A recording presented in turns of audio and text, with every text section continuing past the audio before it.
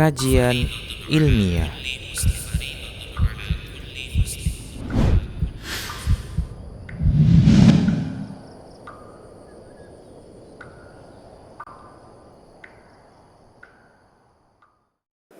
Assalamualaikum warahmatullahi wabarakatuh.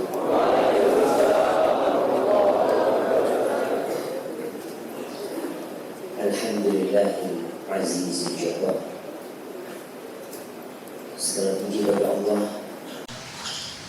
yang maha perkasa dan maha bisa bertindak apa yang dia inginkan. Alladzi idza arada syai'an yaqulu lahu kun fayakun. Kalau Allah menginginkan sesuatu, Allah tuh tinggal mengatakan kun, jadi maka jadilah. Wassalatu wassalam ala nabiyil karim al-mab'uthi rahmatan lil alamin. Sayyidina wa maulana wa qurrati a'yunina Muhammad.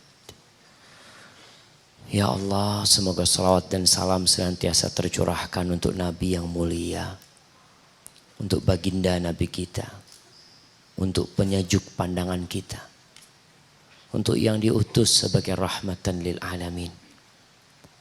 Dan semoga salawat itu bersambung untuk keluarga beliau, untuk istri-istri beliau, untuk putra-putri beliau, dan untuk seluruh sahabat Nabi. Semoga Allah meridai kita bersama mereka. Amma ba'd. Jamaah rahimakumullah. Ana heran sama pembawa acara tadi. Selalu disebutkan gak boleh makan dan minum. Makan gak boleh, minum boleh. Oh, minum boleh, Masya Allah. Di sebagian masjid yang anak isi kajian di sana, panitianya bagi-bagi makanan. Tapi di sini bawa makanan sendiri nggak boleh gitu kan?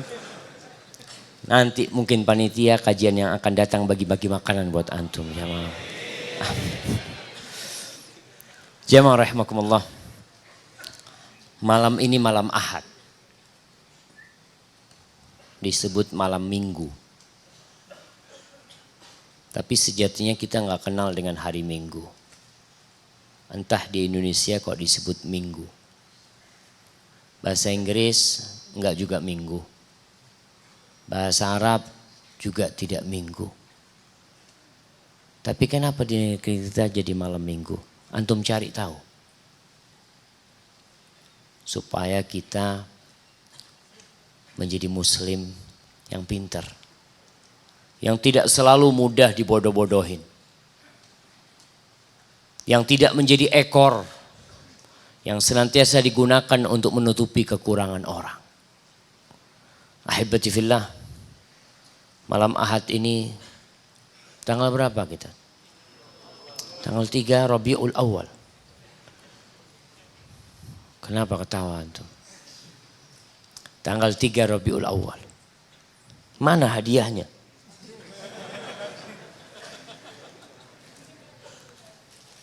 Bawa ke sini hadiahnya. Antum. Mana mau tanya?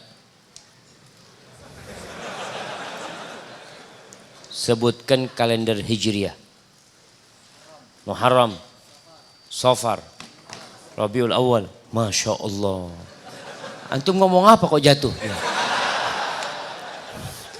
Rabiul Awal, Rabiul Akhir, Jumadal Ula, Jumadal Akhirah. Kok Ramadan, kok Syawal, Rajab, nah, Sya'ban dulu, Masya Allah, Sya'ban, Ramadan, Syawal, Dzulqa'dah, Dzulhijjah, Masya Allah. Mana hadiahnya? Fadhal hai. Jamaah, Islam ini mudah. Tapi kenapa ada orang yang merasa berat belajar Islam? Masya Allah.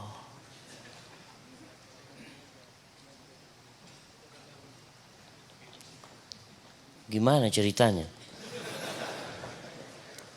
Iya, kayaknya nggak perlu dipasang lah. Ah, gini bagus. Tambah keren kayak gitu. Jamaah Islam ini agama yang mudah. Agama yang penuh dengan kasih sayang. Tapi muncul tuduhan-tuduhan buruk kepada agama kita. Gara-gara perbuatan sebagian oknum umat Islam. Sehingga muncul sebuah opini di masyarakat bahwa Islam itu radikal. Kalau kelihatan suka ke masjid, jenggoten, hati-hati nih. Ini kayaknya yang mau ngebom sana, ngebom sini.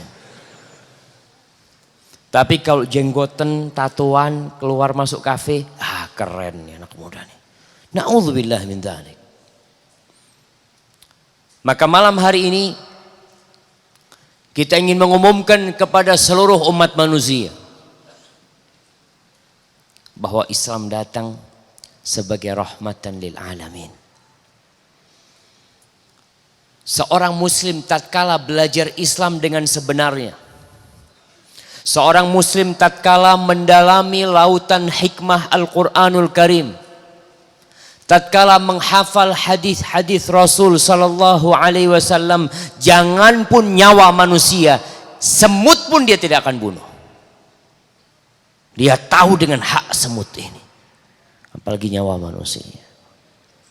Allah mengatakan di surah Al-Anbiya ayat 107.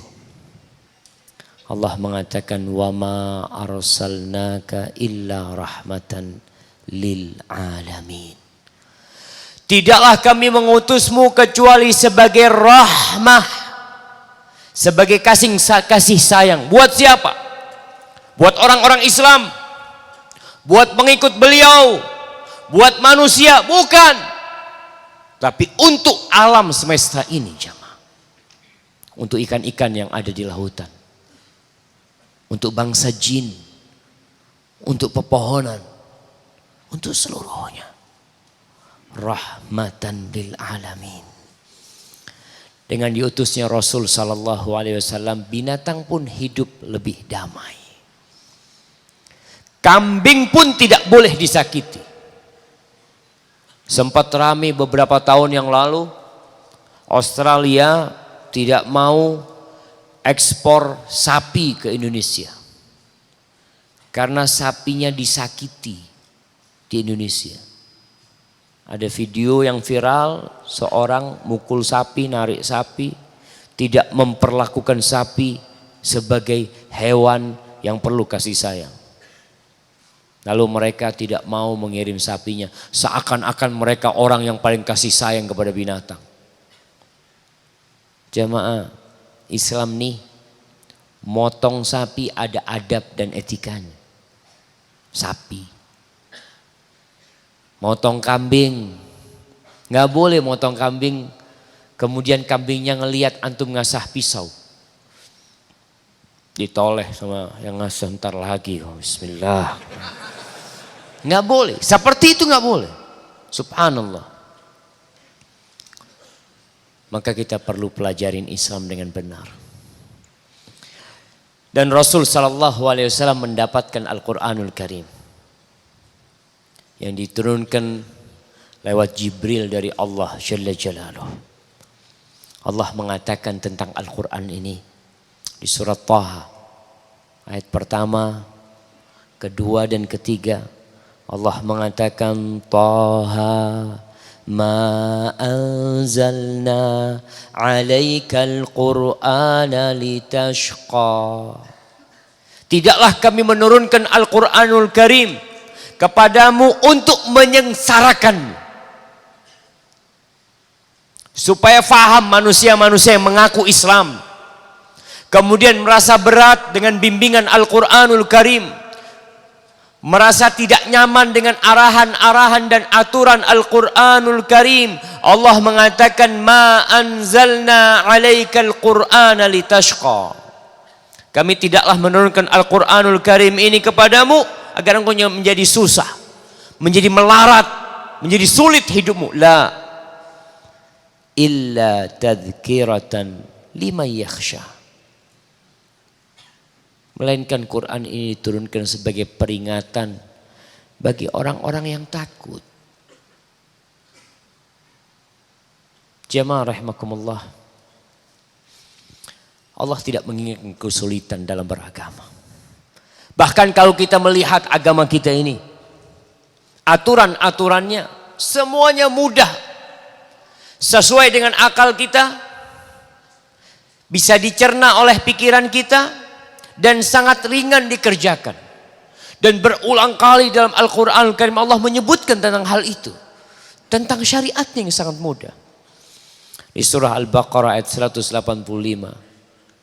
Allah mengatakan yuridullahu bikumul yusr. Ketika bicara tentang puasa, yang sebagian orang merasa kenapa kita harus puasa? Antum puasa berapa lama? Hanya sebulan dalam setahun. Hanya dari fajar terbit sampai matahari tenggelam. Mudah sekali. Allah mengatakan yuridullahu bikumul yusra.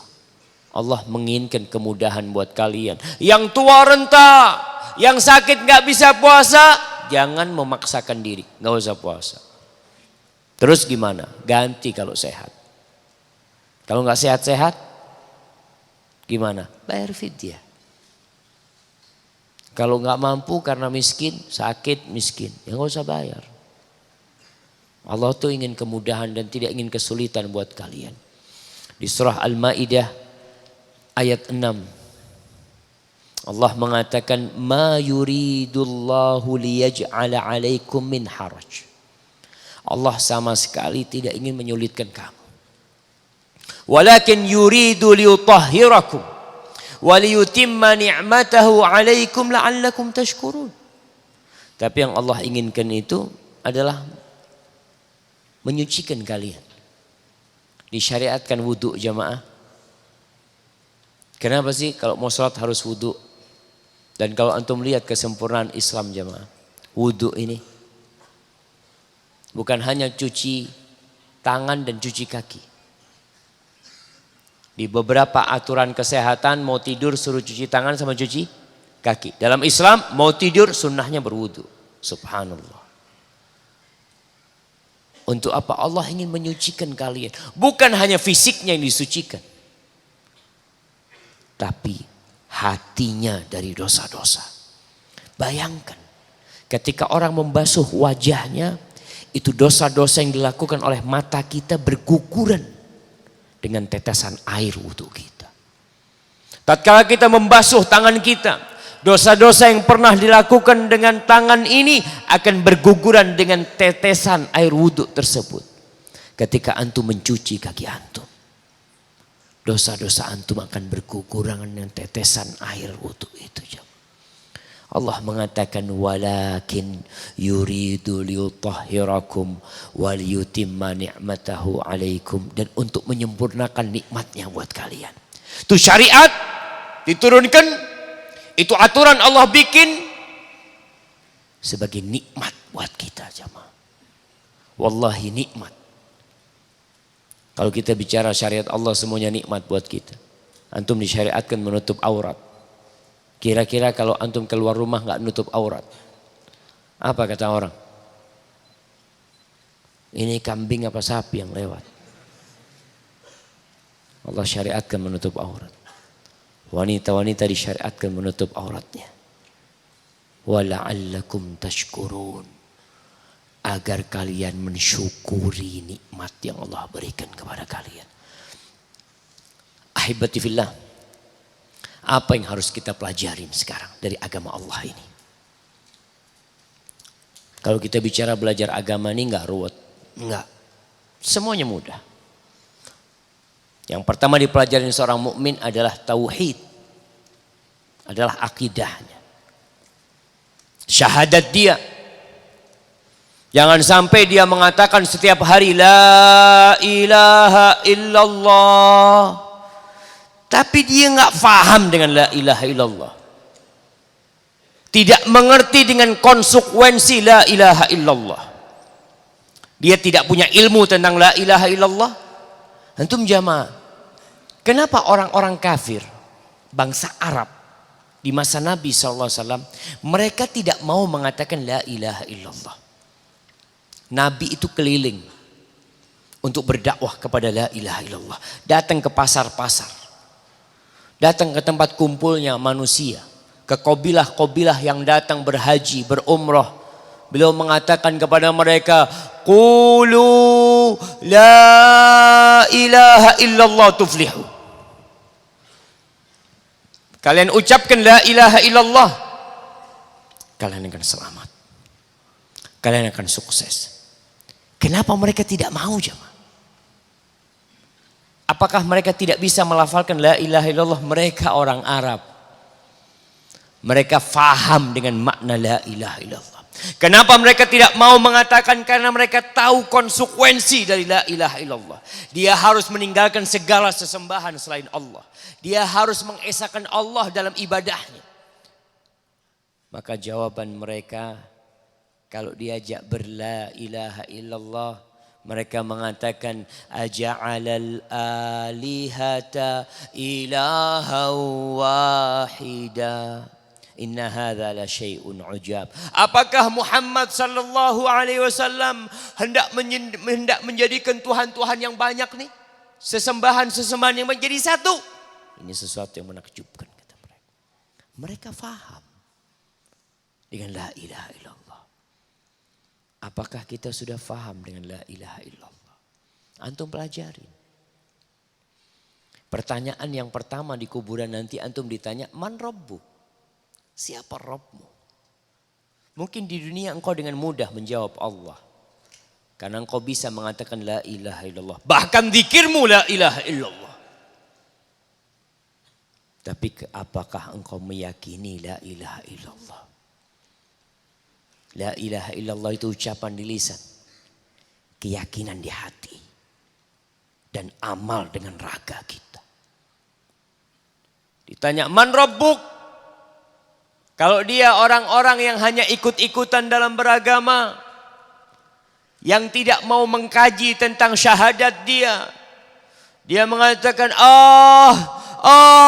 la adri sami'tun nas yaquluna faqultu. Aku enggak tahu. Tapi aku mendengar orang mengatakan, ya aku ikut mengatakan. Akidah kita ini mudah difahami, tapi perlu dipelajari. Kita alhamdulillah kebanyakan kita lahir Islam. Orang tuanya udah Islam. Tapi kadangkala nggak paham tentang Islam itu sendiri. Baca qul huwallahu ahad. Allahus samad. Lam yalid wa lam yulad wa lam yakul lahu kufuwan ahad. Belajar akidah itu lewat Al-Quran. Baca tafsirnya. Nah, antum, ana mau tanya, berapa kali antum baca tafsir qul huwallahu ahad?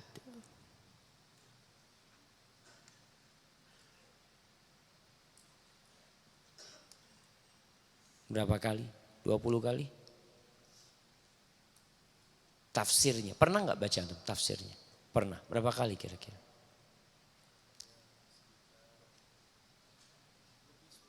Lebih 10 kali. Mana hadiahnya? Anda mau kasih topi, seharusnya 10 topinya buat antum. Alhamdulillah jemaah. Kalau yang muda 10 kali, yang tua insya Allah. Kenapa 5 menit lagi? Baru mulai kita. Insya Allah jemaah. Yang tua insya Allah 20 kali. Yang tua 30 kali. Anda mau tanya sama yang tua sekarang. Kenapa muda semua yang ada di sini? Nah, abang nih, Anda mau tanya bang. Al-Fatihah, abang udah berapa kali baca tafsir Al-Fatihah? Mana hadiahnya? Kirim ke belakang, belum jawab udah dapat hadiah. Kira-kira berapa kali bang? 10 kali. Alhamdulillah. Ulangin terus. Al-Fatihah ini mengandung pelajaran tentang tauhid yang sangat mendalam sekali. Kita baca paling tidak 17 kali dalam hidup kita. Dalam sehari semalam. Baca lagi, baca lagi, baca lagi. Sayangnya banyak di antara kita yang mengaku muslim gak pernah baca tafsir Al-Fatihah. Koran dia baca terus. Sekarang udah hampir gak ada koran. Dia menikmati tayangan macam-macam berita, dia ikutin tafsir Al-Fatihah, dia gak baca. Tolong dibaca. Antum akan dapatkan tauhid kita itu sangat mudah, nggak ruwet. Bukan 3113. Ada yang berpendapat oh Tuhan itu 3, 3 itu 1, ada yang berpendapat Tuhannya 7, Tuhannya 10. Pernah Rasul SAW bertemu dengan salah seorang, kalau nggak salah ayahnya Imran bin Husain. Ditanya, kam ilahan ta'bud? Berapa Tuhan yang kau sembah? Berapa Tuhan yang kamu sembah? 7 kata dia. 6 fil ardi wa 1 fis sama. Kok udah azan? Belum lah. Udah azan. Katanya 5 menit di sini. Hah? Ustaz udah azan Ustaz? Dikit lagi kan? Belum, Masya Allah. Subhanallah. Ini panitia menzalimi Ustaz ini Ustaz.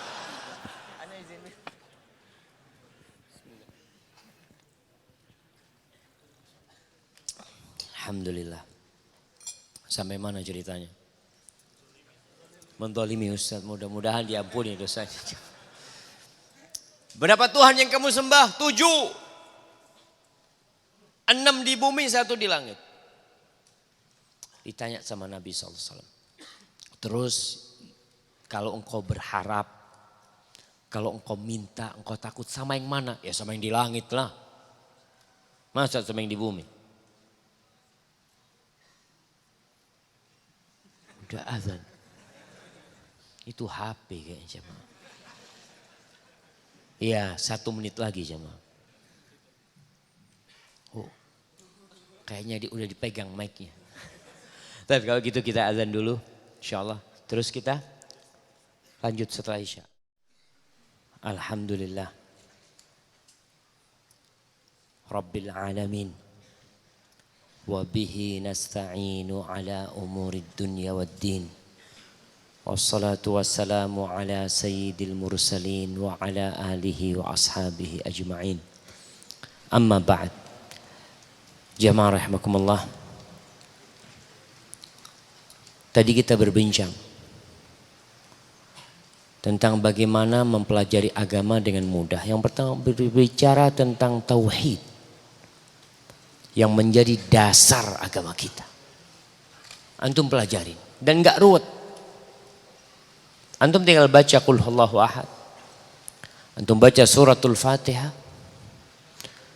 Tetapkan bagi Allah nama-namanya yang mulia, nama-namanya yang indah, sifat-sifat Allah.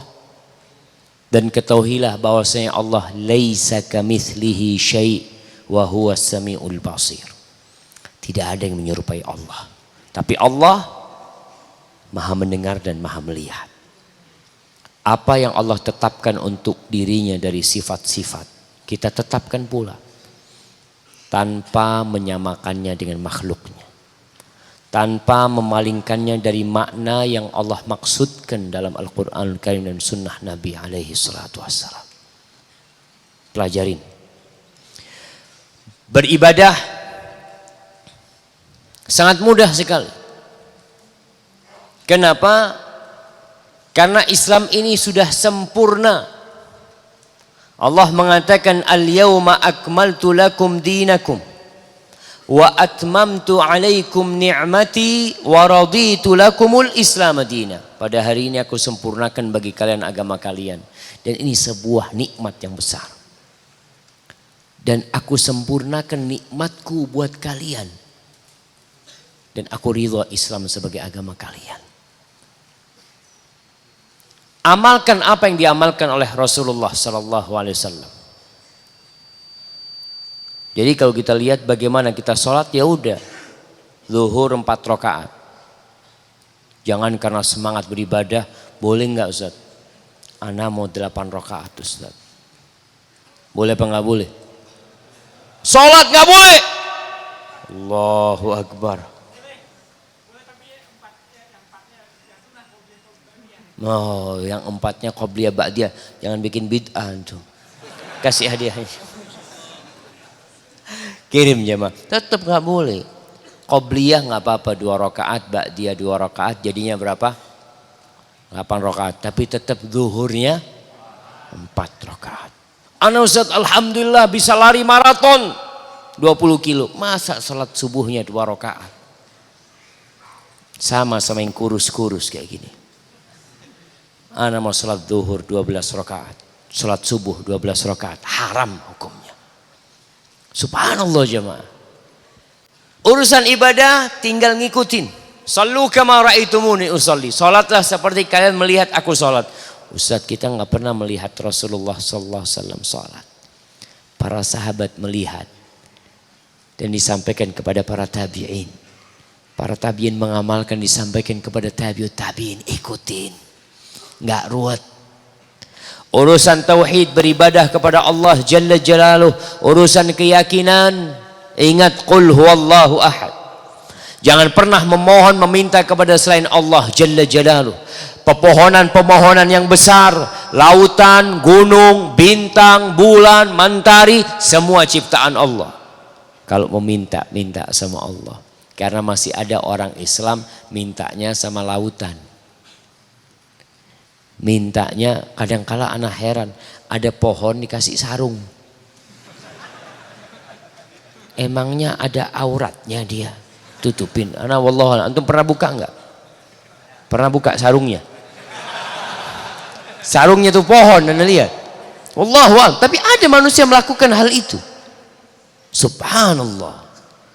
Itu tauhid, ibadah ikutin Nabi SAW. Fa innahu man ya'ish minkum ba'di fasayara ikhtilafan katsira. Barang siapa yang hidup setelah aku mati, maka dia akan melihat banyak perselisihan, banyak perbedaan. Terus semuanya mengaku benar, semuanya mengakutin berdasarkan Al-Quran dan berdasarkan hadis Nabi Muhammad sallallahu alaihi wasallam. Mana yang harus kita ikutin? Mudah. Rasul sallallahu alaihi wasallam mengatakan fa'alaikum bisunnati wa sunnatil khulafa'ir rasyidin al-mahdiyyin min ba'di tamassaku biha wa 'addu 'alaiha bin nawajid wa iyyakum wa muhdatsatil umur fa inna kulla muhdatsatin bid'ah wa kulla bid'atin dhalalah. Kata Nabi sallallahu alaihi wasallam, ketika kalian melihat banyak perbedaan pendapat, banyak perselisihan, yang kalian pegang adalah sunnahku. Di sini kita mulai kritis bertanya, apakah Nabi mengamalkannya? Apakah Nabi menyuruhnya? Apakah Nabi membiarkan para sahabat mengamalkannya tanpa mengingkarinya? Sehingga menjadi sunnah. Kalau ternyata Nabi nggak pernah nyuruh, ngamalkan juga enggak, sahabat berbuat di masa Nabi juga nggak ada, apa yang harus kita lakukan? Udahlah, daripada kita ribut, kita cari sunnah Nabi SAW. Wa sunnatil khulafa'ir rasyidin al-mahdiyyin min ba'di. Kalian berpegang teguhlah dengan sunnah para khalifah-khalifah yang mendapatkan petunjuk setelahku. Sunnahnya Abu Bakar, sunnahnya Umar, sunnahnya Uthman, sunnahnya Ali. Tamassaku biha, kalian pegang.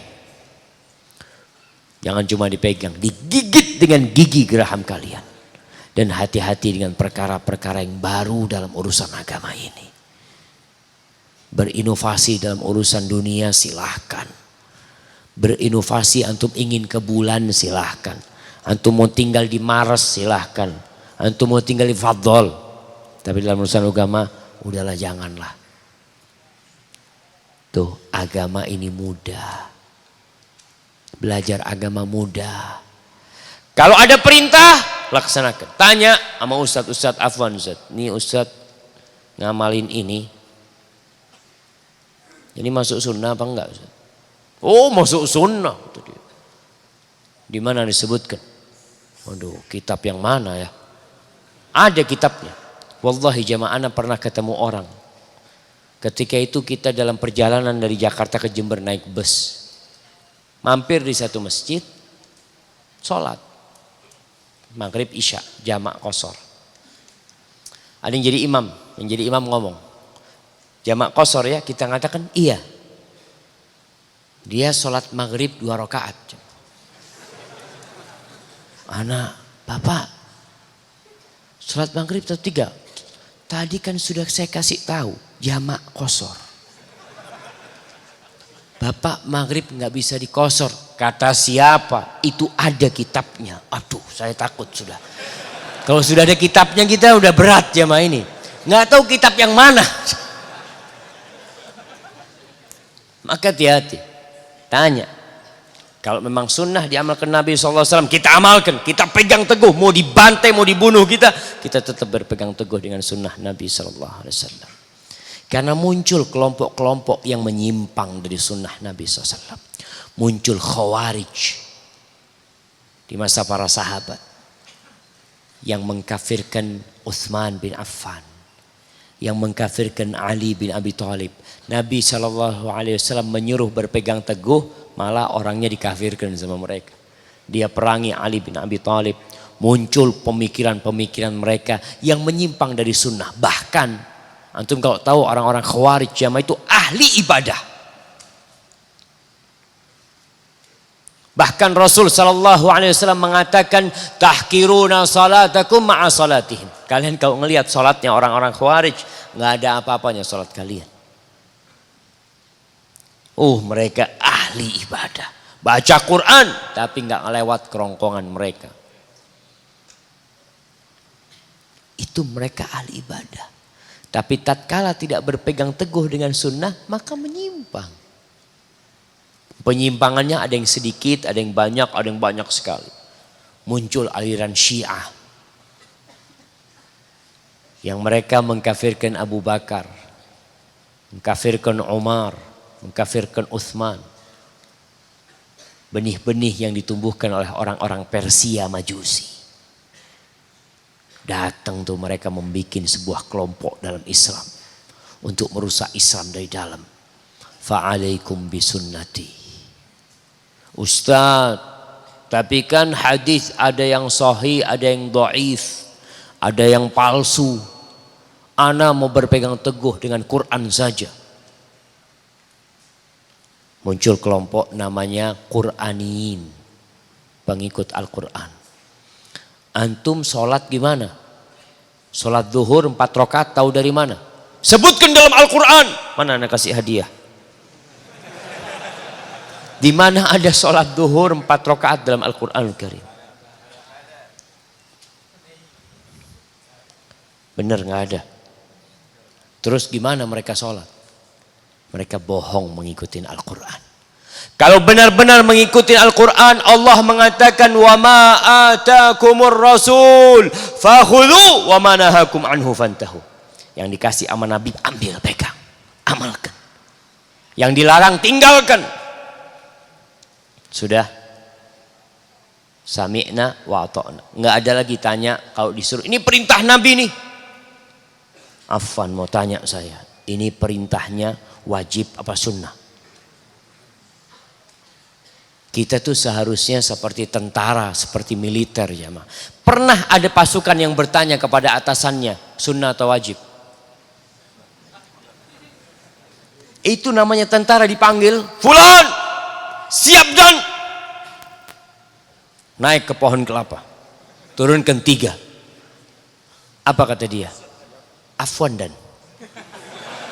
Ini perintahnya sunnah atau wajib dan. Ada yang seperti itu jemaah? Nggak siap dan baru dipanggil udah siap. Kamu siap dan baru belum apa-apa siap.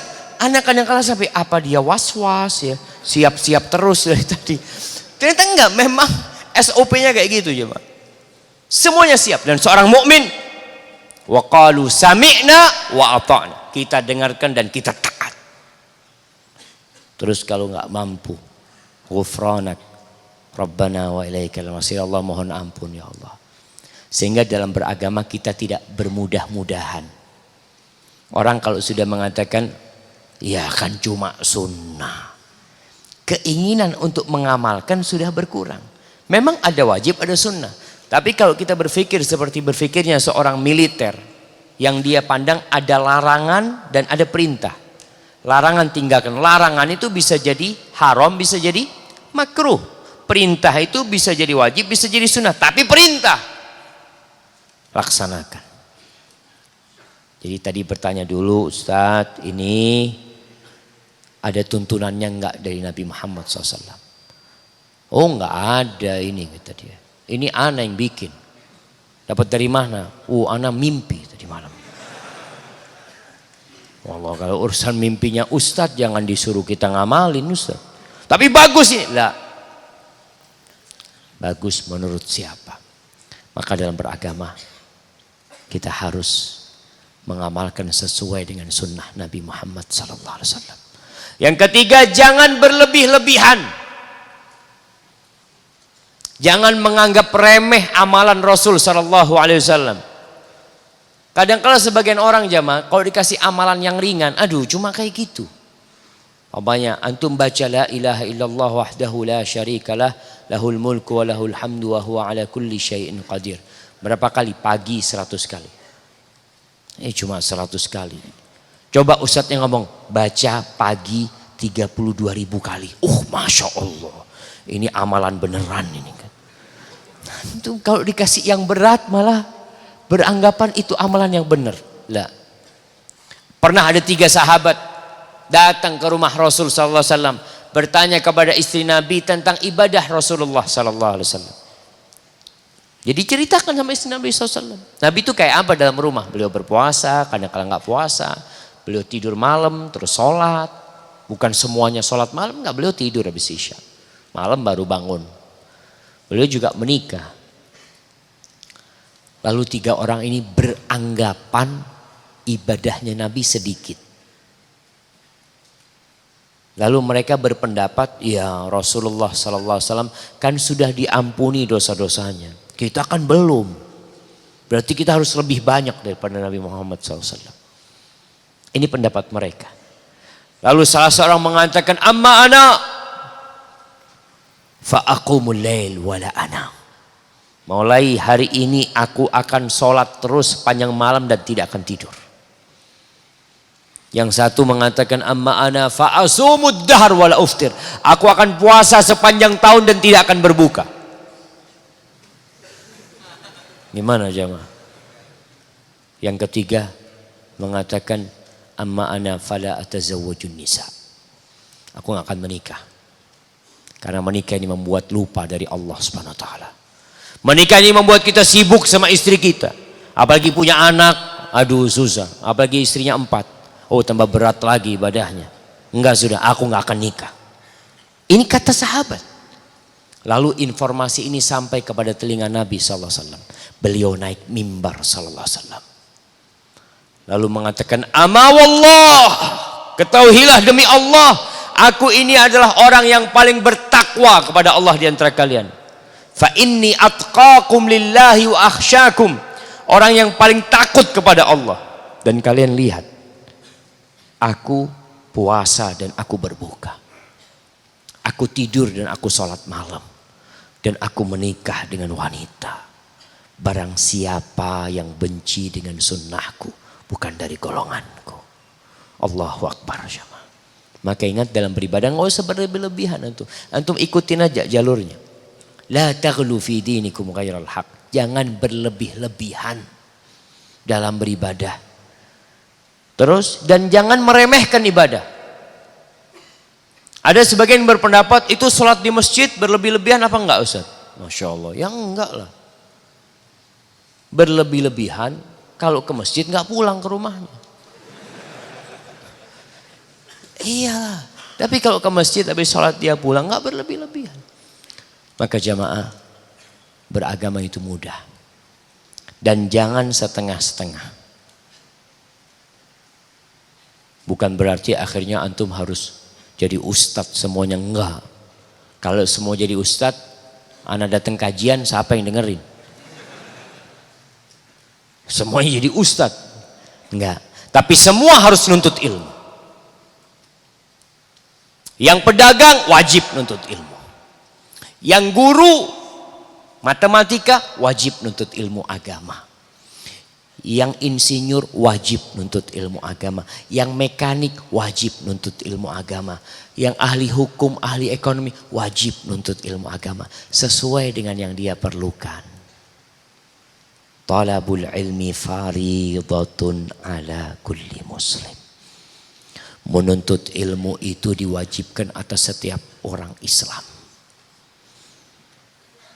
Sebagian sekolah umum kita di negeri kita jamaah mengetahui ada banyak keterbatasan. Ada banyak aturan-aturan yang mungkin ya kurang tepat diberlakukan. Pelajaran agama hanya berapa jam di SD? 2 jam. SMP 2 jam. SMA 2 jam. Kemudian kuliah 2 SKS 1 semester. Setelah itu selesai, nggak pernah belajar agama lagi. Ustaz, gimana sistemnya seperti itu? Kalau kondisi tidak mendukungmu, ciptakan kondisi yang mendukungmu. Muslim tuh harus membaca apa yang harus Anda lakukan. Nggak perlu cari kambing hitam. Kau nggak dapat ilmu agama di sekolah, cari di masjid, cari di rumah Allah. Panggil guru ngaji, datangkan, aku mau belajar Al-Quranul Karim, aku mau belajar tafsir Al-Fatihah dan surat-surat pendek. Dan guru agama tolong dihargain. Ana sedih jamaah. Guru matematika ngajar les, datang sepekan 2 kali, gaji 1 juta. Guru ngaji tiap hari datang, gaji 200. Oh, guru agama harus zuhud Ustaz, nggak boleh cinta dunia, cukup 200 sudah.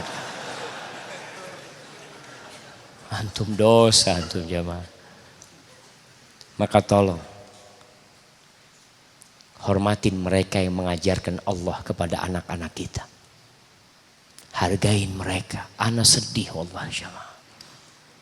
Ketika orang tua memasukkan anaknya ke fakultas negeri atau ke kuliah umum, bayar mahal, dia bayar, nggak pernah nawar. Masuk ke pesantren, aduh mahal banget kata dia. Dia nawar, subhanallah. Apa yang antum keluarkan di jalan Allah, itu yang kelak antum akan dapat dalam timbangan amal kebajikan antum. Hadza wallahu a'lam bishawab. Tadi yang sampaikan, kita masuk ke sesi tanya jawab supaya lebih panjang. Kita rencana sampai jam berapa jamaah? Jam berapa? Sampai subuh. Antum udah pada makan jamaah? Udah kenyang katanya, masya Allah. Nggak boleh berlebih-lebihan.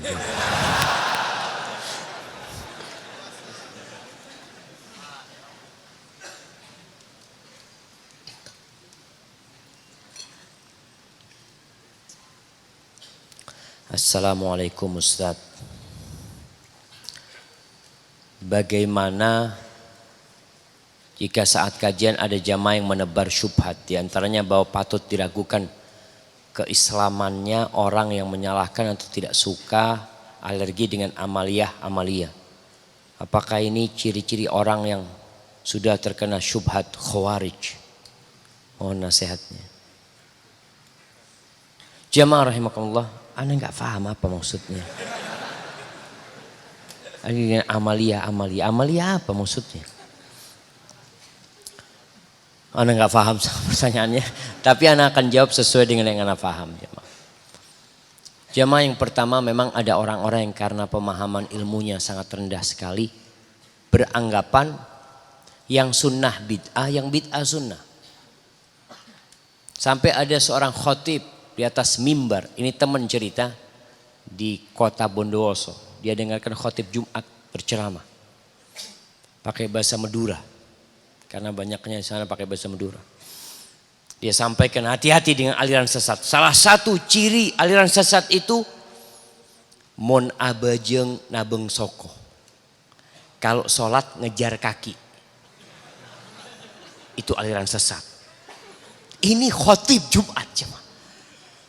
Jadi kalau ada orang sholat merapatkan softnya, oh ini aliran sesat katanya Pak Kiai. Jadi ya karena pemahaman jemaah. Padahal itu sunnah Nabi Muhammad SAW. Dianggap bid'ah. Dianggap bahkan menyelena, menyimpang dari ajaran agama. Jadi kalau kita bicara bagaimana menanggapi orang-orang, kita diperintahkan apabila melihat kemungkaran untuk mengingkari kemungkaran tersebut. Tapi dengan cara yang baik. Jangan sampai kemungkaran diingkarin menimbulkan kemungkaran yang lebih besar. Antum kalau sholat memang jangan ngejer kakinya orang. Kalau dia nggak mau ya sudah. Karena yang ada antum akan berantem sama dia. Kadang-kala dalam hati anak kejer sampai kemana pokoknya anak laputkan. Karena antum ingin mengamalkan sunnah tapi ternyata akhirnya terjadi keributan. Ya sudah antum laksanakan perintah. Apalagi kalau orang-orang baru pulang umroh, pulang haji, bawa sejadah besar ya. Antum jangan naik ke sejadah dia. Kecuali izin dulu, bang boleh naik sejadahnya bang. Kalau nggak antum diliatin, kesian dia nggak khusyuk sholatnya nanti. Antum naik ke sejadah dia, diliatin ini orang nggak paham ini baru sejadahnya. Makanya antum harus bijak ketika menegur orang-orang jamaah. Saya ingin saran dari Ustadz mengenai tabligh akbar yang ramai sekali. Sementara kajian rutin yang tidak ramai bahkan tidak sampai separuh dari daurah. Wallahi jamaah. Jadi kalau kita lihat tabligh akbar ini hanya untuk memberikan semangat kepada antum. Untuk berkumpul kembali mengecas keimanan kita. Tapi yang membentuk kita, yang membentuk keimanan kita, menjaga keilmuan kita itu adalah kajian yang senantiasa kita hadirin. Maka antum berusaha untuk ikut kajian tafsir umpamanya. Hadirin tafsir. Kemudian ikut kajian yang berkaitan dengan fikih, dengan tauhid. Tetap harus berusaha untuk menyempatkan diri. Jangan nunggu kalau punya waktu. Mudah-mudahan setelah tabligh akbar ini antum semakin semangat untuk beribadah. Barakallahu fikum. Ustadz, bagaimana hukumnya tinggal serumah dengan suami yang murtad? Keluar dari Islam. Tapi kami belum cerai. Nggak perlu cerai. Karena nikahnya batal secara otomatis. Udah bukan suamimu. Ingat, ketika satu murtad selesai sudah. Jadi nggak perlu cerai. Dia sudah bukan suamimu. Kecuali urusan dengan catatan sipil yang harus ngurus ke pengadilan agama. Tapi secara hukum agama yang ana tahu ketika satu murtad selesai sudah. Dia nggak bisa jadi suamimu. Ini kalau yang laki murtad. Walaupun masih tinggal serumah tapi sudah tidak pernah lagi berhubungan badan atau berjima. Mau nasihat? Enggak boleh sudah. Dia sudah bukan suamimu. Kau harus tinggalkan rumah tersebut. Ngontrak rumah atau apa saja. Dan kalau bisa dikasih nasihat suaminya. Allahu Akbar jamaah. Mungkin suaminya ini dulu memang kafir. Terus masuk Islam karena nikah. Setelah nikah keluar lagi dari Islam. Maka hati-hati. Ini termasuk salah satu modus non muslim menikahin wanita muslimah. Ketika pernikahan dia bersyahadat. Setelah menikah setahun punya anak dia keluar lagi. Ini banyak terjadi. Maka nikah anti sudah batal. Kali anti harus berpisah dari dia. Keluar dari rumah. Dan jangan takut dengan masa depan anti. Wa man yattaqillaha yaj'al lahu makhrajan. Barang siapa bertakwa kepada Allah, pasti Allah akan kasih jalan keluar. Rizki gimana? Wa yarzuqhu min haitsu la yahtasib. Allah akan kasih rizki dari arah yang tidak disangka-sangka. Kalau selama ini engkau selalu berpikir dapat gaji dari suamimu, dapat nafkah dari suamimu, ketika cerai Allah akan kasih rizki dari arah yang engkau tidak pernah sangka-sangka.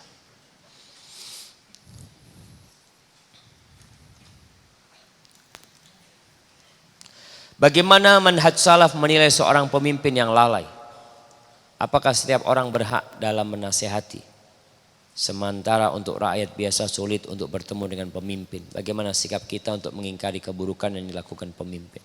Jamaah, pemimpin kita itu gambaran dari kita.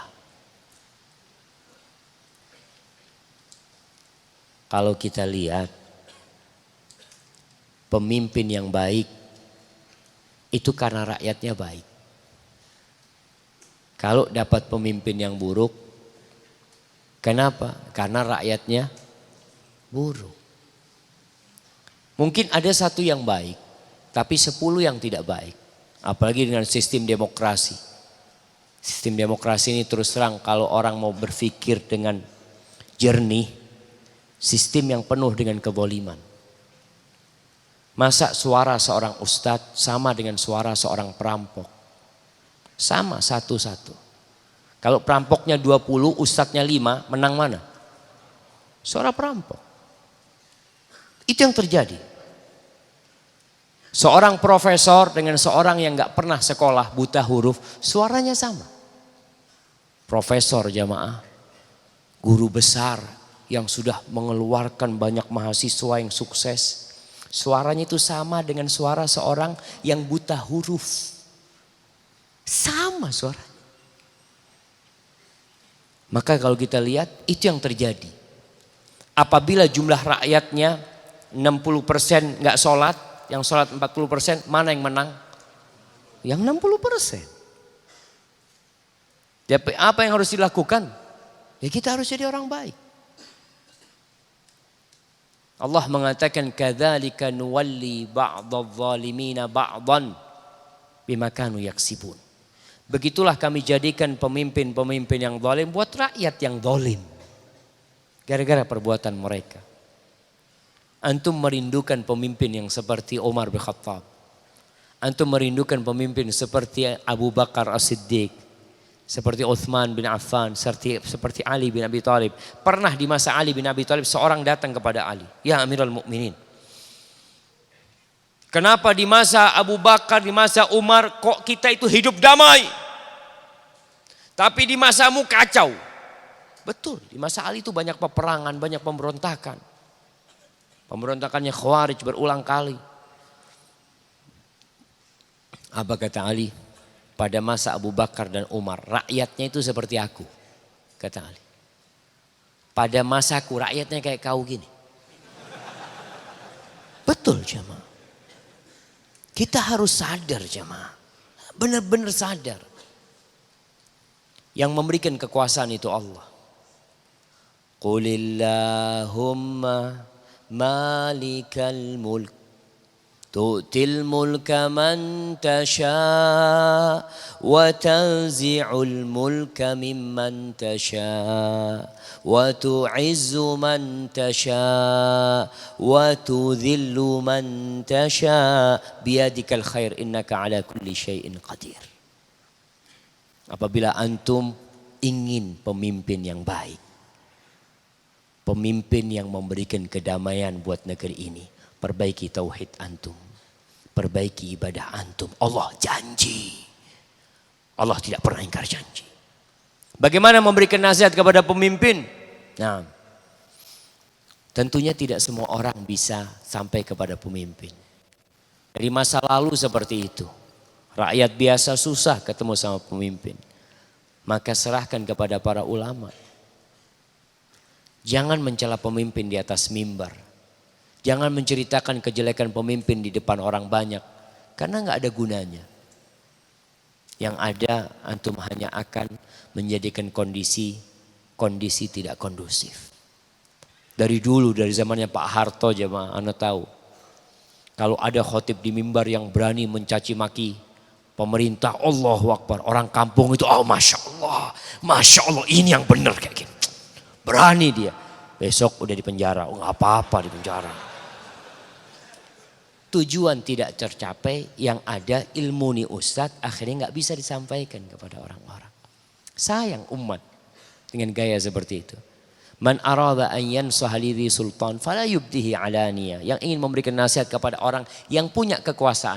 Yang punya kekuasaan siapa saja. Mau kepala desa, mau pak lurah, mau camat. Yang punya kekuasaan di kantor bos atau apa. Jangan memberikan nasihat terang-terangan. Jangan. Orang tuh gak mau dikasih nasihat di depan umum. Ana kalau ditegur depan umum wajar kalau ana menolak. Jangan ana. Imam Syafi'i. Beliau mengatakan ta'ammadni binushika finfiradin wa jannibni nasihata fil jama'ah.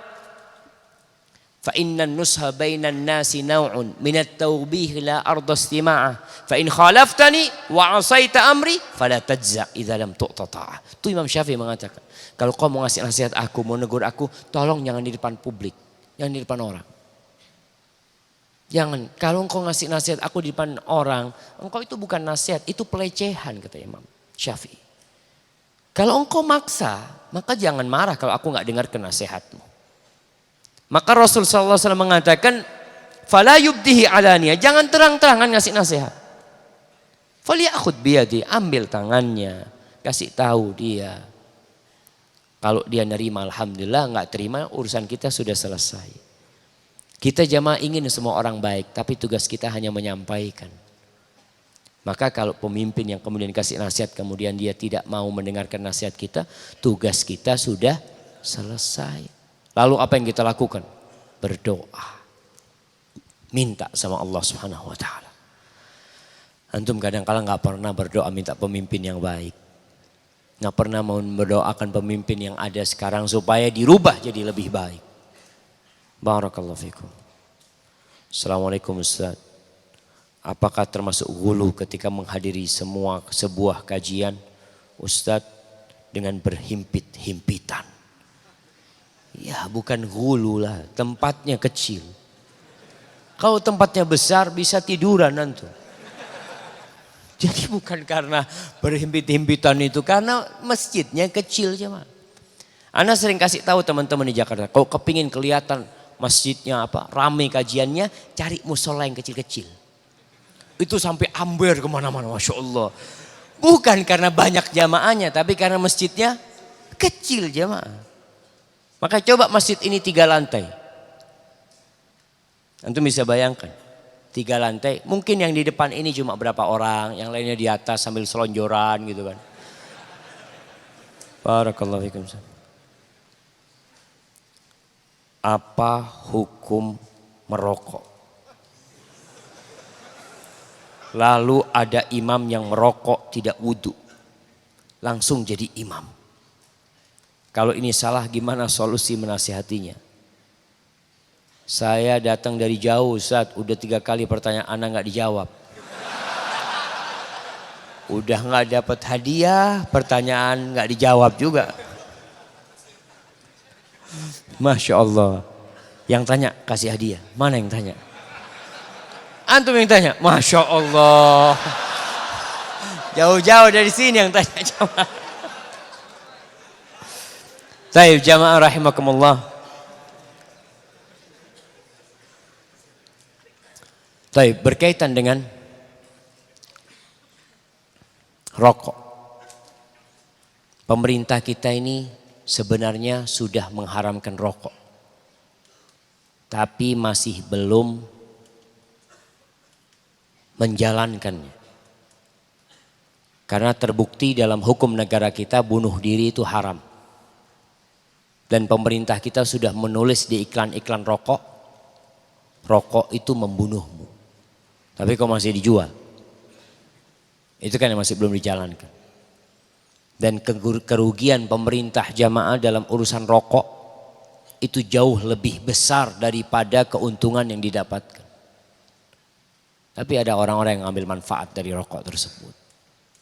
Rumah sakit itu udah capek ngurusin korban-korban rokok. Dan kita tahu dalam Islam sebuah kaidah, dalam sebuah hadis, la dharara wa la dirar. Nggak boleh kita membahayakan diri atau membahayakan diri orang lain. Dan kita tahu rokok membunuhmu. Berbahaya buat yang merokok, berbahaya buat yang menghirup asap itu. Kalau dia punya istri, berbahaya sama istrinya. Kesian istri-istri yang punya suami perokok.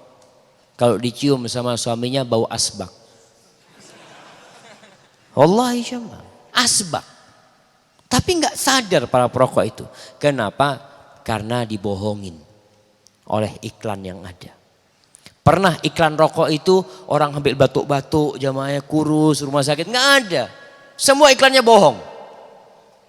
Yang loncat di atas tebing, muter-muter, gagah. Mana ada perokok gagah? Yang ada batuk-batuk. Itu yang gagah-gagah udah berhenti ngerokok. Maka subhanallah jemaah, kita terus dibohong-bohongin seperti itu. Maka ya kalau bicara imam merokok, terus dia langsung sholat, rokok tidak membatalkan wudunya. Tapi sejatinya kita tahu Rasul SAW itu melarang orang yang makan bawang untuk masuk ke masjid. Karena aroma yang tidak nyaman. Rasulullah SAW tidak mau makan bawang putih. Ketika kenapa? Fa inni unaji man la tunajun. Aku ini bermunajat kepada yang tidak kalian munajatin. Malaikat itu terganggu jamaah dengan aroma-aroma buruk. Maka kalau bicara sholatnya sah, sholatnya tetap. Namun tetap perlu dikasih nasihat jamaah. Menjadi imam itu menjadi suri tauladan buat masyarakat. Ana yakin imam itu juga paham lah kalau rokok itu nggak ada gunanya. Hanya karena dia kecanduan aja yang susah dia meninggalkan. Mudah-mudahan dia bisa meninggalkan nantinya. Pada saat-saat seperti apa umat Islam boleh mengumandangkan perang kepada orang kafir dan munafik, Ustaz? Allahu Akbar. Masya Allah jamaah. Jamaah, di dalam Al-Quranul Karim banyak sekali perintah untuk berjihad di jalan Allah. Tapi selama 13 tahun Rasul SAW di Mekah nggak ada panggilan untuk berjihad sama sekali. Bahkan Rasulullah SAW tawaf di rumah Allah, Baitullah itu dikelilingi 360 berhala. Satu pun tidak ada yang dicolek sama Nabi SAW. Nggak dikirim tuh Umar malam hari tolong patung yang itu congkel. Nggak ada. 360 berhala tetap di sana tidak diganggu jemaah. Pada tahun ke-6 Hijriah, tahun ke-7, bukan ke-6. Tahun ke-7 Hijriah Rasulullah SAW masuk Mekah melakukan umroh. Tapi Mekah di bawah kekuasaan orang-orang kafir. Para sahabat itu umroh tawaf dalam kondisi Ka'bah dikelilingi 360 berhala. Tidak ada satupun yang diganggu. Supaya antum sadar bahwa kita tuh ketika beragama harus nuntut ilmu. Gak sembarangan. Kalau berbicara tentang jihad fi sabilillah ada fikihnya. Perlu dikaji kapan berjihad fi sabilillah. Dengan siapa kita berjihad. Mengingkari kemungkaran itu naam dengan tangan bagi yang punya kekuasaan. Antum bisa lihat jamaah, kekuasaan itu bisa menghilangkan kemungkaran lebih cepat daripada pembacaan ayat-ayat Al-Quran dalam beberapa kondisi. Orang yang main judi, datang ustadz, imam masjid datang kepada dia. Assalamualaikum. Salam. Hei Pak Imam gimana? Sambil ngocok dia. Ini hukumnya haram. Iya Pak Imam, doakanlah, belum dapat hidayah kita. Dibacakan ayat-ayat Allah, dia santai aja. Coba ada polisi lewat. Polisi lewat, mau kencing polisinya. Itu kabur semua jemaah. Antum bisa lihat seragam polisi itu bisa mengusir dia jemaah. Allahu Akbar. Alhamdulillah. Yahdikumullah yuslih balakum. Ana izin minum jamaah.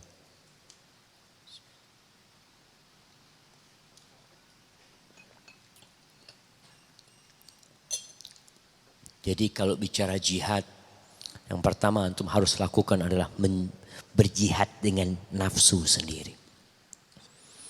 Jadilah orang yang baik. Belajar ilmu. Perangi setan. Nanti suatu saat ketika panggilan jihad datang, antum sudah siap. Betul jamaah. Karena kita punya pengalaman di Madinah. Ada teman-teman di kelas waktu itu yang selalu mengatakan, Ustaz kapan jihad? Ini perintah berjihad, qatiluhum, bunuh mereka. Kok kita di sini diam aja, di Palestina dibantai saudara kita di Rohingya, kita hanya diam saja di sini. Insya Allah, jelaskan sama Ustaz. Besok waktunya hafalan sabbihisma rabbikal a'la. Anak itu nggak hafal. Kata Syekh, subhanallah, antum ngomong jihad-jihad, ini tugas ngehafal sabbihisma rabbikal a'la, nggak hafal-hafal antum. Malu-maluin antum, kata dia. Tidak bisa memerangi diri sendiri, gimana akan memerangi musuh? Hakadha, wallahu a'lam bishawab.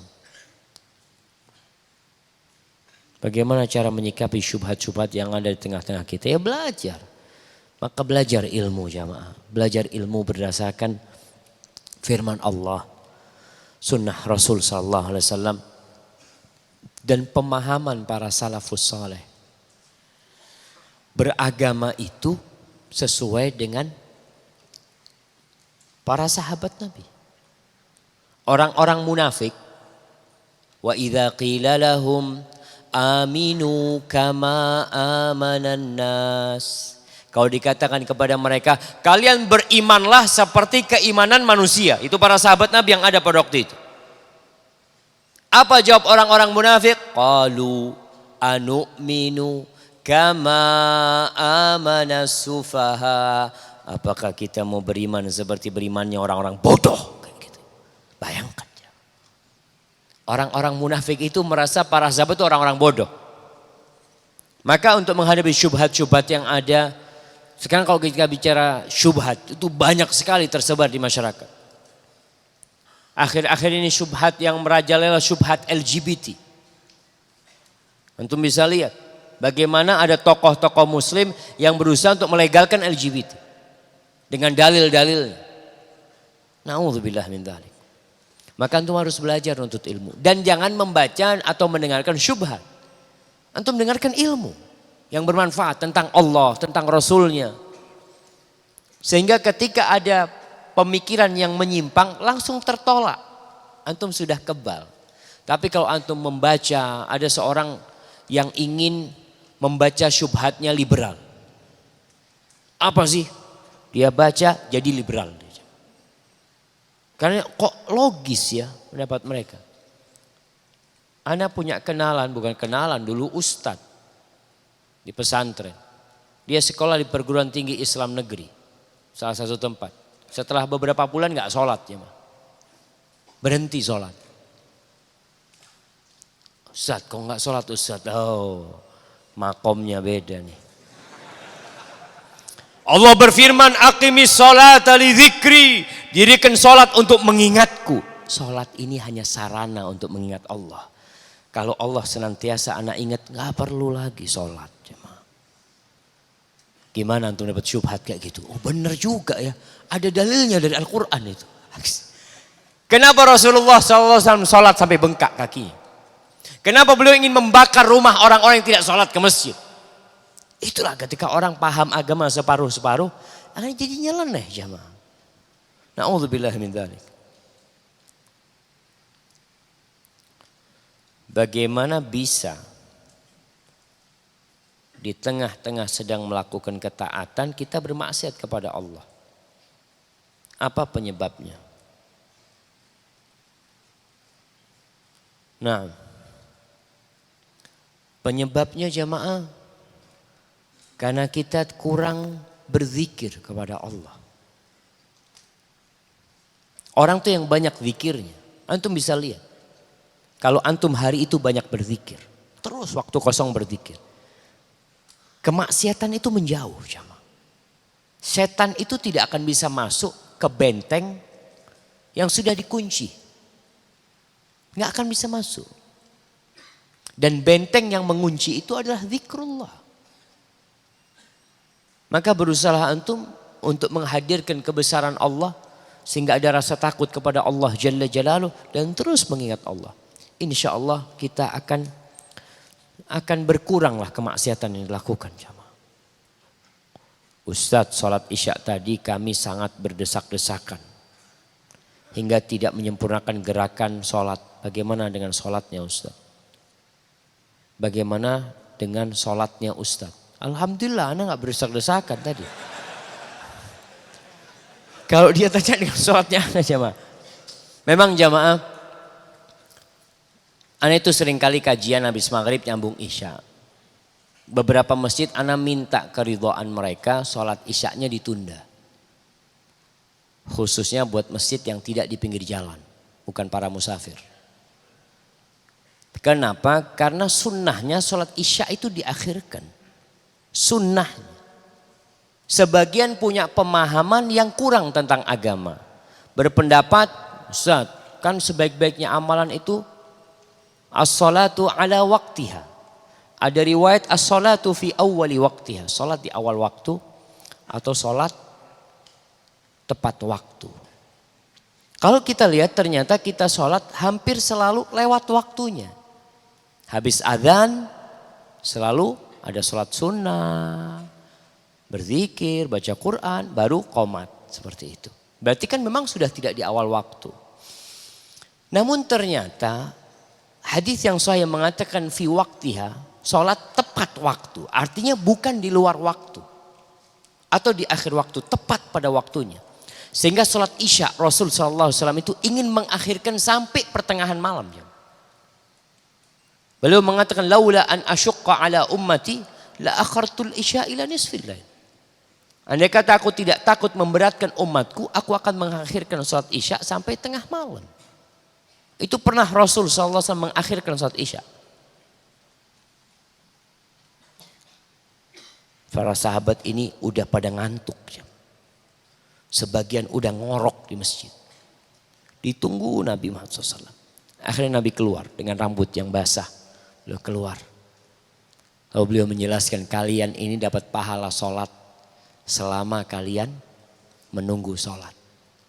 Kayak tadi kalau kita sholat isyaknya diakhirkan, kita dapat pahala sholat terus nih. Sampai sholat. Setelah ini udah gak dapat lagi kita pahala tersebut. Karena kita tidak menanti waktu sholat. Tapi ya kadangkala pihak masjid ya ada orang-orang Ustadz yang datang mau sholat terus mau pulang. Jadi kalau diakhirkan kesian mereka. Ya banyak pertimbangan lah jamaah. Memang kalau padat kayak gini, tadi anda lihat sholat isyaknya sampai 2 kali. Kesian orang-orang yang akhirnya ya tadi nggak dapat tempat sholat atau tadi berdesak-desakan. Tapi ya sudahlah, udah selesai sholatnya. Mudah-mudahan Allah menerima sholat kita. Yang penting rukunnya antum kerjakan walaupun kadangkala harus berdempet-dempetan. Insya Allah Allah moga terima sholat antum.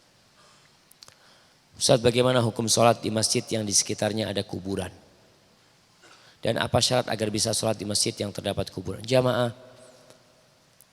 coba dikaji kembali. Bagaimana sih seharusnya kuburan itu? Dan bagaimana seharusnya masjid? Rasulullah SAW beliau meninggal dan dikuburkan tidak di masjid. Bukan di masjid. Tapi dikuburkan di dalam rumahnya. Kemudian muncul orang-orang yang melihat setelah perluasan Masjid Nabawi. Ada tabi'in. Sa'id Ibn Musayyab yang mengingkari perbuatan khalifah pada waktu itu memasukkan kuburan ke dalam masjid. Karena sejatinya kuburan itu bukan di masjid sebenarnya. Akhirnya mereka berdalih, oh anak kalau mati ingin dikuburkan di masjid karena masjidnya ini wakaf punya anak. Ya enggak, antum kuburkan di kuburan umat Islam. Jangan dikuburkan di masjid. Dan Rasulullah SAW melarang kita sholat ke kuburan. La tusallu ilal kubur. Dan kebiasaan orang-orang Nasrani itu Ini bukan menyembah kuburan jemaah. Kita tidak berbicara menyembah kuburan. Kita berbicara Nabi SAW melarang para sahabat untuk sholat menghadap ke kuburan. Menjelaskan bahwasanya orang-orang Yahudi dan Nasrani, kalau ada orang soleh mati di antara mereka, dibangun di atas kuburannya masjid. Nabi SAW menceritakan ulaika syirarul khalqi indallah. Mereka adalah makhluk yang terburuk di sisi Allah SWT. Karena kuburan nanti bisa mengantarkan seorang ya yang ditakutkan, akhirnya dia minta kepada yang mati. Tapi secara hukum kita dilarang sholat menghadap ke kuburan, dan kalau masjid ada kuburannya antum cari masjid yang lainnya. Kalau kuburan itu ada di sekitar masjid, usahakan dipisah dari bangunan masjid. Dipisah dengan jalan, dengan tembok, sehingga kuburan itu berpisah dari masjid. Walaupun kalau antum sholat di masjid yang ada kuburannya, sholat antum sah. Sholatnya sah. Kita tidak mengatakan tidak sah. Tapi telah melanggar larangan Rasulullah Sallallahu Alaihi Wasallam. Sudah 1,6 tahun ana bekerja, tetapi uang tidak terkumpul untuk menikah. Sebab gaji ana untuk tanggungan rumah seperti sandang, pangan, papan, biaya sakit ibu dan biaya pendidikan 2 adik. Saran Ustadz ke ana bagaimana harus berbuat? Bismillah, cari istri yang soleha dan kaya raya. Wah jemaah, boleh jemaah. Antum minta sama Allah, terus berdoa, minta sama Allah. Dan ingat, seorang yang menikah untuk menjaga kehormatan dirinya, Allah yang akan nanggung hidup dia. Salasun haqqun 'alallahi aunuhum. Ada 3 manusia yang Allah telah berjanji akan menolong, membantu mereka. Biaya hidupnya ditolong sama Allah. Salah satunya wan nakih lil afaf. Orang yang menikah untuk menjaga kehormatan dirinya. Maka antum niatkan. Maka tadi minta, ya Allah mudah-mudahan dapat rezeki istri yang solehah, yang taat sama Allah, dan kayak Khadijah fulusnya banyak ya Allah. Boleh jemaah. Antum kalau ngelihat, antum jangan cari perawan. Perawan kadang-kala susah yang ada duitnya. Janda ada duitnya nggak apa-apa. Sahih. Dan Masya Allah sebagian orang nikah dapat, Masya Allah dapat janda, dapat bonus anak 3 jemaah. Ini belum nikah sudah punya anak 3, Masya Allah jemaah. Satu paket ya, Alhamdulillah. Artinya antum harus melihat kekurangan diri antum, tapi cari yang solehah.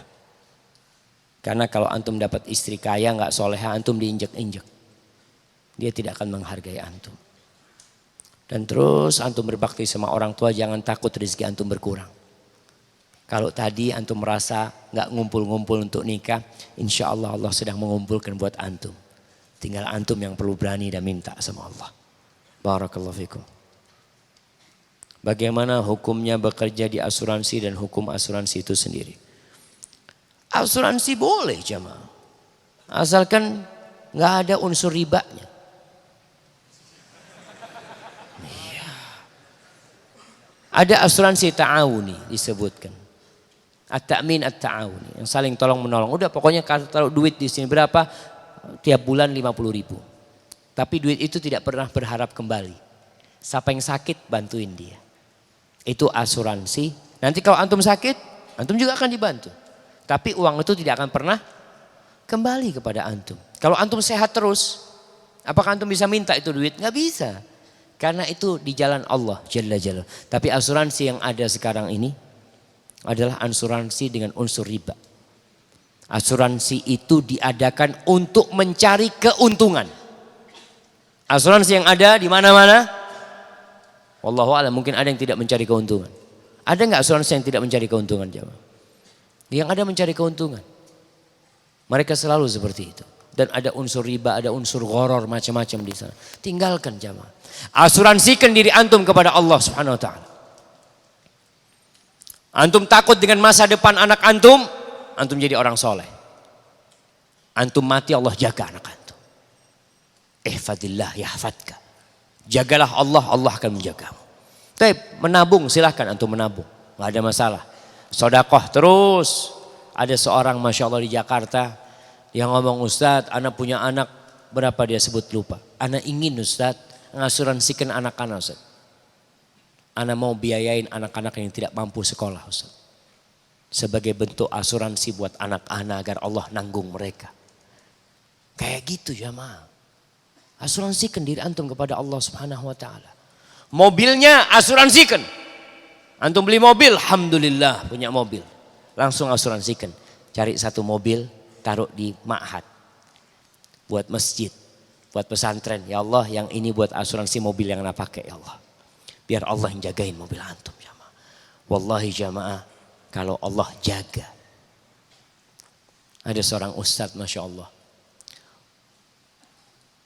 Di tol mobilnya ditabrak. Yang nabrak ini mobilnya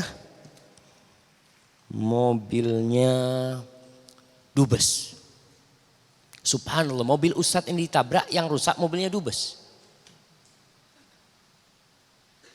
Turun nih dubesnya. Marah dubesnya. Kamu punya amalan apa kamu? Kok bisa rusak mobil saya? Mobilnya gak rusak cuma. Kata ustadz ini sodakoh. Sodakoh, saya juga sering sodakoh. Tapi kok bisa rusak mobil saya? Dia ngomong, iya anak sodako. Tadi anak ada duit 200 ribu anak kasihkan kepada seorang ustadz anak, guru anak. Alhamdulillah Allah jaga kata dia. Akhirnya ini orang sadar bahwasanya sodako harus ikhlas lillahi ta'ala. Bukan untuk berbangga-banggaan diri. Jadi untuk asuransi, antum keluarlah di tempat asuransi.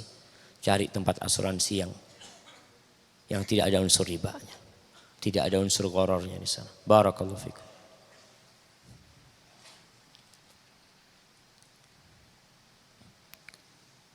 Ustadz, kebetulan saya pedagang jam tangan replika.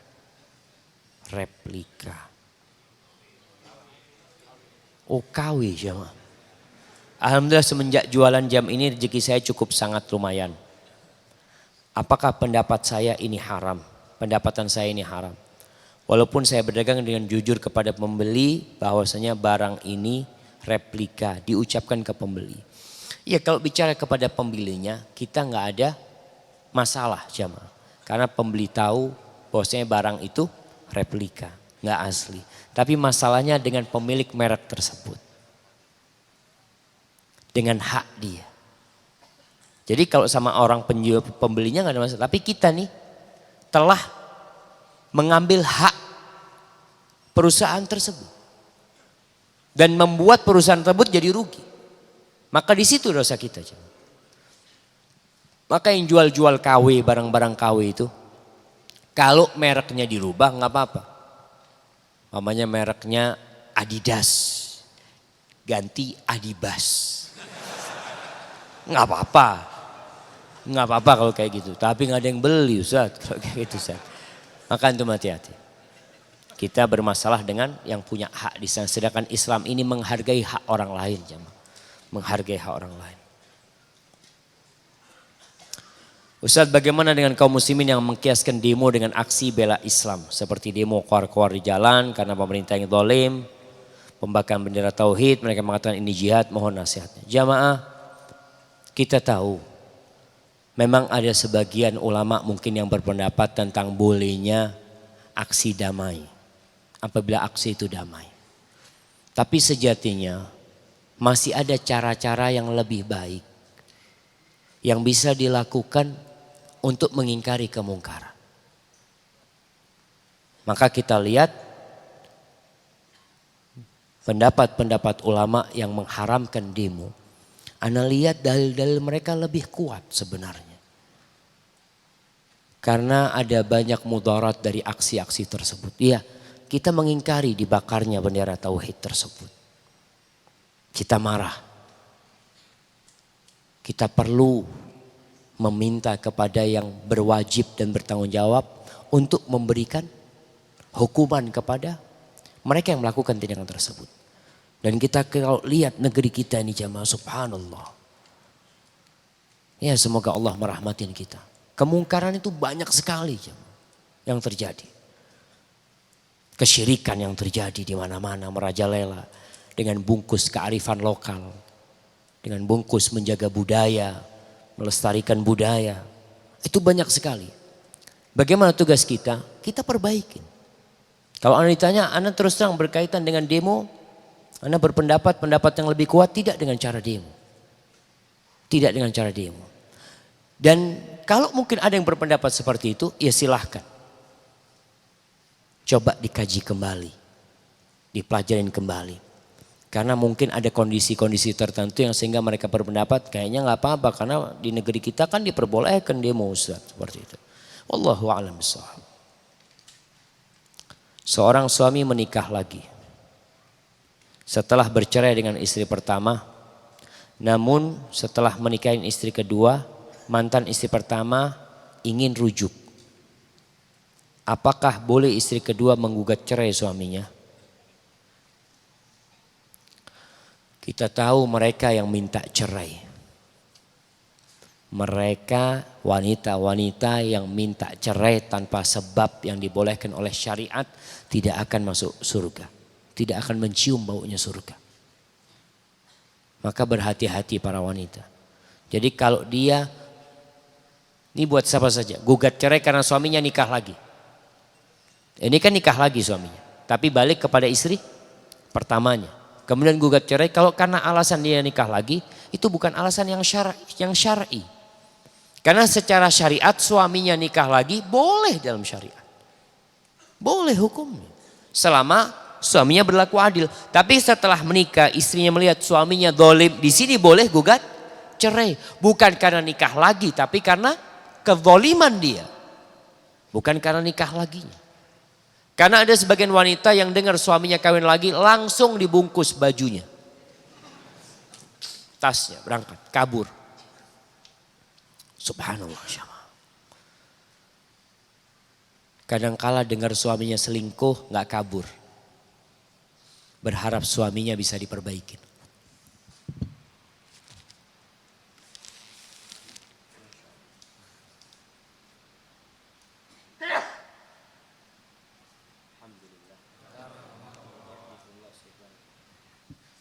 Anak ini gak kuat dengan kipas jemaah.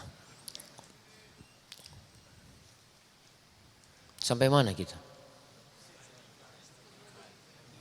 Nah, jadi yang tadi para istri tolonglah kaji lagi tentang agama Allah ini. Dunia ini bukan tempat bersenang-senang. Ada wanita-wanita kalau suaminya zalim disuruh kawin lagi. Udahlah bang kau kawin lagi lah. Kenapa? Supaya istrinya yang kedua itu dizalimin juga. Paling enggak bagi dua lah kezalimannya. Kalau suaminya baik buat dia sendiri janganlah karena suaminya baik. Maka hati-hati jamaah.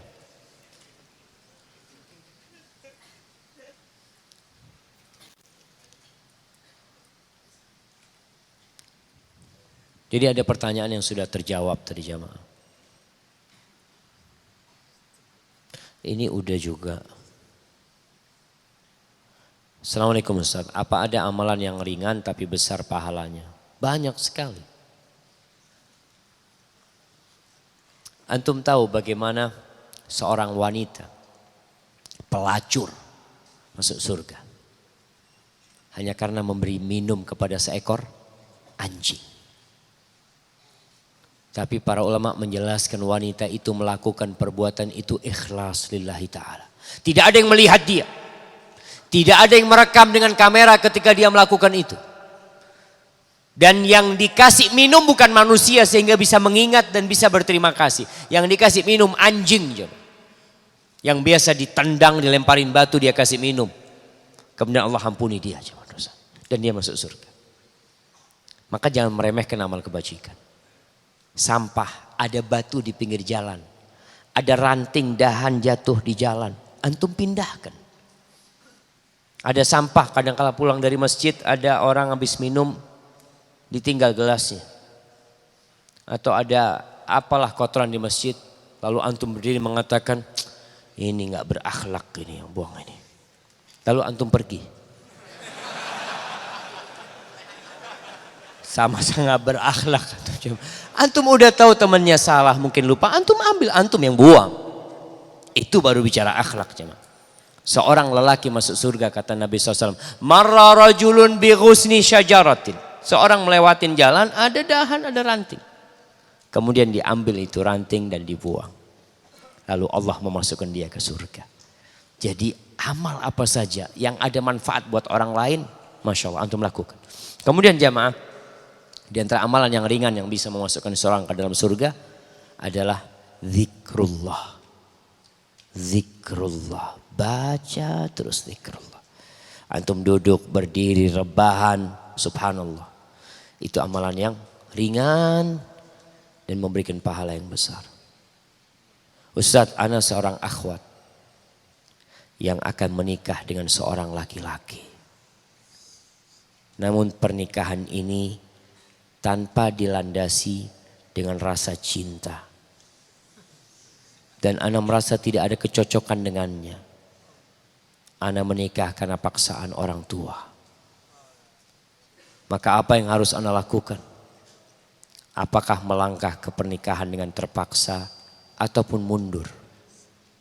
Mohon solusinya Ustadz.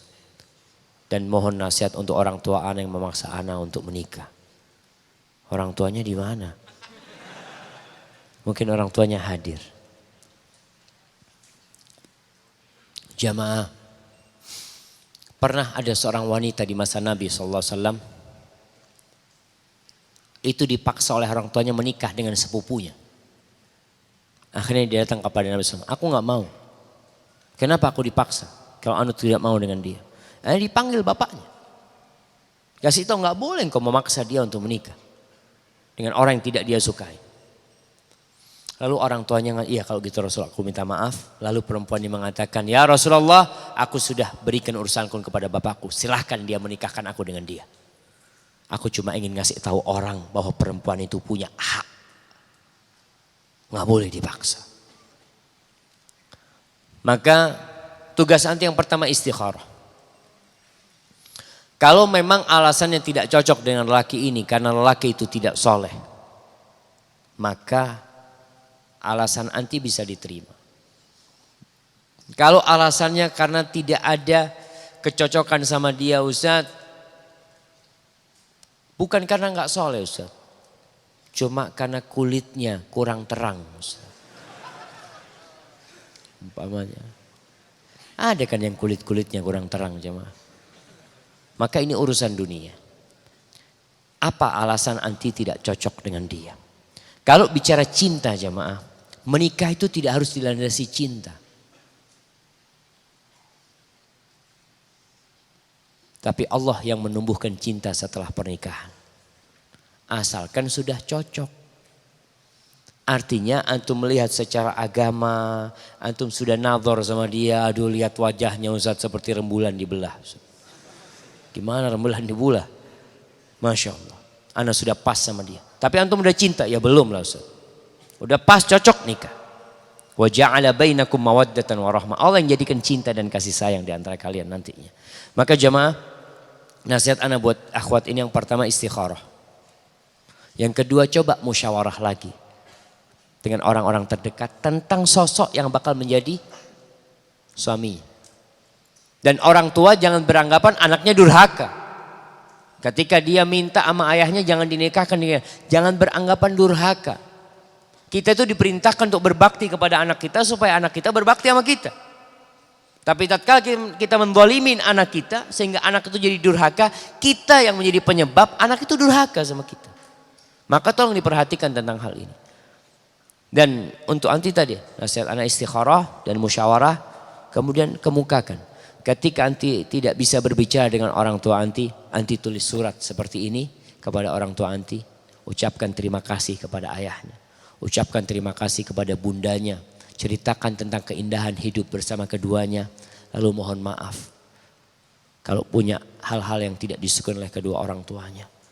Setelah itu baru minta supaya orang tuanya membatalkan niat tersebut.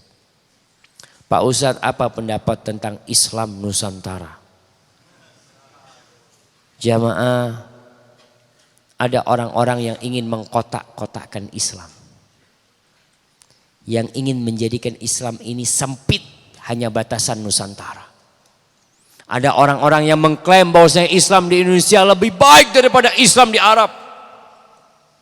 Padahal nabinya orang Arab. Dia nggak paham, Qurannya bahasa Arab. Makanya kalau Allah tahu di Indonesia ini lebih baik daripada di Arab jamaah, pasti nabinya dari orang Indonesia. Tapi nggak ada nabi dari orang Indonesia. Jadi berkaitan dengan Islam Nusantara ini bungkus baru untuk Islam liberal. Bungkus baru. Karena Islam liberal yang digagasin oleh ya sebelum Ulil sebenarnya sudah ada gagasan-gagasan tersebut. Sebelum Nurcholish Madjid pun ada Harun Nasution yang pulang dari Kanada, dari McGill, kemudian berusaha untuk merusak Islam yang ada di negeri kita dengan pemikiran-pemikirannya. Salah satu yang diungkapkan bahwasanya beriman dengan takdir itu membuat nggak maju umat Islam. Sampai seperti itu mereka katakan.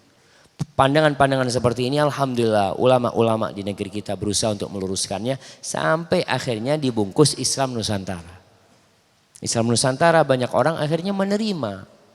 Padahal kalau kita bicara Islam itu cuma satu. Nggak ada Islam Nusantara, nggak ada Islam Australia, nggak ada Islam Afrika. Di Indonesia juga pun kalau kita ngelihat, Indonesia ini ada berapa etnis, berapa suku. Kalau kemudian Islam, umumnya Islam Melayu, nggak suka dengan Islam Jawa. Dia merasa enggak, Islam Melayu lebih bagus daripada Islam Jawa. Akhirnya di Nusantara sendiri akan terpecah-pecah umat Islam. Maka Islamlah seperti Islamnya Rasulullah SAW. Kalau bicara akhlak, mengatakan oh Indonesia orang yang lebih santun, lebih berakhlak. Nah yang maling juga banyak. Untuk melihat di Arab Anda nggak pernah dapat yang namanya begal. Di Nusantara banyak begal. Apa akhirnya Islam Nusantara? Ya sama begalnya juga. Ini termasuk keberagaman Islam Nusantara. Karena muncul begal-begal muslim. Itu dia. Bicara seperti itu. Ini yang kita lihat. Maka tolonglah memandang Islam itu dari segala sudutnya. Islam ini datang full, sempurna. Datang kepada Nabi SAW. Diamalkan oleh para sahabat Nabi. Sehingga Islam ini bisa sampai ke seluruh penjuru dunia. Dan yang datang ke Indonesia pun orang Arab. Bukan orang Indonesia datang ke Arab. Orang Arab datang ke Indonesia berdagang, menyampaikan agama Allah ini. Islam ini. Sehingga kita jadi faham. Kok akhirnya jadi kacang lupa sama kulitnya. Merasa lebih baik. Wah Islam kita lebih baik. Alhamdulillah. Itu yang namanya teroris-teroris itu di Arab. Indonesia nggak ada teroris. Terus yang ditangkap-tangkap itu. Dari mana? Oh iya pemikiran. Lah jemaah. Kita harus tahu. Islam itu hanya satu. Yaitu Islamnya Rasulullah SAW dan para sahabatnya. Itu yang kita ikutin. Kalau memang ada tradisi-tradisi di negeri kita. Yang baik, lestarikan tradisi tersebut. Kearifan lokal itu lestarikan. Tapi kemungkaran lokal jangan dilestarikan. Kearifan lokal. Kita tahu dari mana ini arif atau tidak? Ya dari Al-Quran sama Sunnah. Disebut ma'ruf, arif, arif itu bahasa Arab. Kearifan lokal, arif itu bahasa Arab. Antum kalau kita lihat bahasa-bahasa di negeri kita ini Masya Allah. Keadilan itu bahasa Arab. Musyawarah bahasa Arab. Mufakat bahasa Arab. Subhanallah. Terus gimana? Dihilangkan semua bahasa itu. Maka tolong kita memahami agama secara sempurna, secara seutuhnya. Islamlah kita seperti Islamnya Rasulullah SAW. Seperti Islamnya Imam Syafi'i. Imam Syafi'i orang Arab apa orang Jawa? Nah, bagaimana cara kita menyikapin jika kita bertemu dengan kaum Syiah? Apakah kita harus memusuhinya? Kalau ada orang yang ngomong ibu antum berzina, kira-kira sikap antum sama dia apa? Ibu antum berzina. Ini nih yang ibunya berzina nih. Orang Syiah itu beranggap ibu kita berzina. Menuduh Aisyah, Ummul Mukminin, bundanya semua orang yang beriman, itu berzina. Bagaimana sikap kita? Ya tentunya memusuhin dia, membenci dia. Tapi kebencian kita itu berbungkus cinta, ingin hidayah buat dia. Dia salah, nggak ngerti, mungkin nggak paham, ya kita kasih tahu. Tapi kalau ternyata dia tidak mau dikasih tahu, ya tinggalkan dia. Ustaz, tapi dia sahib baik anak, baik anak ya, dia teman, sahabat, macam-macam. La tusahib illa mu'minan. Jangan bersahabat kecuali dengan orang yang beriman. Wala ya'kul ta'amaka illa taqi. Dan jangan makan makananmu kecuali orang yang bertakwa. Hadza wallahu a'lam bishawab. Masya Allah, jam 9.13 menit ya ma. Ana lihat sebagian sudah mulai memejamkan matanya.